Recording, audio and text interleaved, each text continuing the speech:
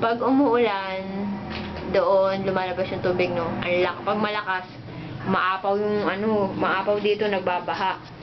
Kasi suggestion ni nanay yan, eng kasi. Ayan, may nakalagay na tubong ganyang kahaba. Ayan, ayan. Yan yun. Kaya pinabago mo. Kaya nagbababa. Ngayon, ang sabi ko, dapat sa labas yun para, kasi, di ba sana kung hindi tiles, sayang naman yung tiles kung babahain lang. Kaya sabi ko, ibutas na lang doon para doon sa labas yung labas ng tubig. Kaya, di bali, hindi yan kasama sa sa minuta, tsaka sa labor. Kaya magdadagdag ako ng pambayad. Yun. Butas yun doon. Tapos, may isa pa akong dinagdag. Ano yun? Di ba, hindi kasama yung pinto.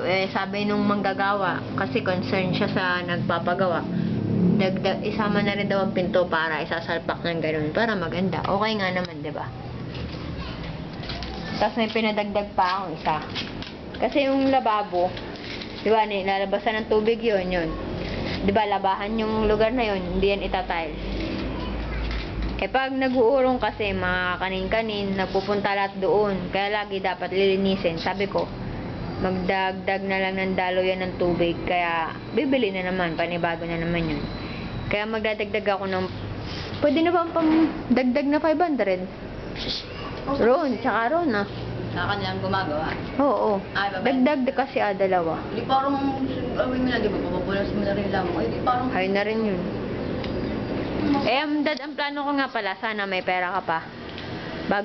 Bago sila matapos, ang may bonus sila na 1,000. Di ba, parang yun na yung bayad sa dagdag na dalawang pinadagdag ko na hindi kasama. Ba't ba ako nagsasalita ng Hindi kita ang mukha. Sila na lang. Ako mag-e-explain. Parang sila. Ayun nga, di ba, may 1,000 akong may 1,000 ako na pa-bonus. Kasama na rin yun doon sa bayad, doon sa 1,000 na yun, yung bayad sa pinadagdag ko. Tapos yung matitira, bonus na nila, di ba, okay? Kasi, di ba, ang minuta nila, para kasing matatapos na to bago magpasko, anong araw ngayong linggo. Kailan ba Pasko? Biyernes, Tamo, 5 days pa bago 4 days na lang. 4 days pa bago magpasko, pero tingnan mo, nasa na sila, di ba?